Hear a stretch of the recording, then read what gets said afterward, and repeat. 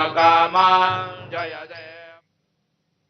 आणि आता थेट जाऊया चेंबूरमध्ये। सध्या मनोज जरांगेंचा ताफा हा चेंबूरमध्ये दाखल झालेला आहे आणि थोड्याच वेळापूर्वी वाशीमध्ये मनोज जरांगे आपल्या हजारो कार्यकर्त्यांसह दाखल झाल्यानंतर मराठा बांधवांकडून मोठ्या जल्लोषात त्यांचं स्वागत करण्यात आलं आणि आता त्यानंतर ते आता चेंबूरमध्ये दाखल झालेले आहेत आणि अगदी थोड्याच वेळात ते आता आझाद मैदानावर आंदोलनासाठी पोहोचतील।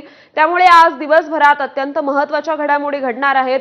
त्यामुळे आज मनोज जरांगे हे आंदोलनासाठी ठाम आहेत आणि आता मुंबईमधील मानखुर्द येथे मनोज जरांगेंचा ताफा पोहोचलेला आहे।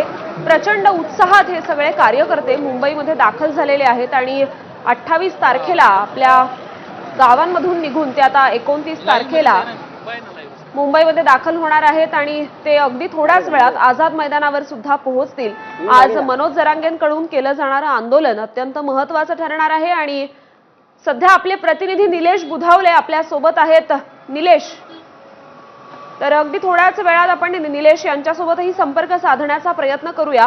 सध्या मनोज जरांगेंचा हा ताफा मानखुर्द येथे दाखल झालेला आहे आणि थोड्याच वेळापूर्वी वाशीमध्ये मनोज जरांगेंचा मोठ्या उत्साहात जल्लोषात स्वागत करण्यात आलं। मोठा हार त्यांना घालण्यात आला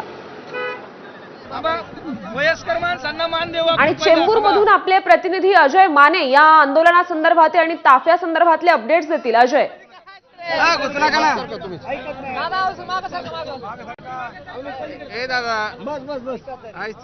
ठिकाणाहूनच संपूर्ण मनोज जरांगे यांचे आंदोलनकर्ते मनोज जरांगे जे ते आझाद मैदानाकडे जाणार आहेत आणि त्याच पार्श्वभूमीवर आपण जर पाहिली तर मोठी अशी पोलीस व्यवस्था जी आहे ती ह्या ठिकाणी केलेली आपल्याला पाहायला मिळते। विशेष बाब म्हणजे की दंगल नियंत्रण पथक सुद्धा या ठिकाणी दाखल झालेलं आपल्याला पाहायला मिळते। आणखी एक महत्त्वाचा मुद्दा म्हणजे ट्रॉम्बे पोलीस ठाण्याकडून जे ती ह्या ठिकाणी बॅनरबाजी जी ती करण्यात आली आणि त्याच्यात लिहिलेलं आहे की आझाद मैदानाकडे जाणारा रस्ता, त्यामुळे पूर्व द्रुतगती जो मार्ग आहे त्याच्यावर फक्त आणि फक्त आंदोलकांना जे ते पाठवलं जात आहे। आमदार सना मलिक सुद्धा ह्या ठिकाणी जे आहे ते ह्या ठिकाणी मनोज जरांगे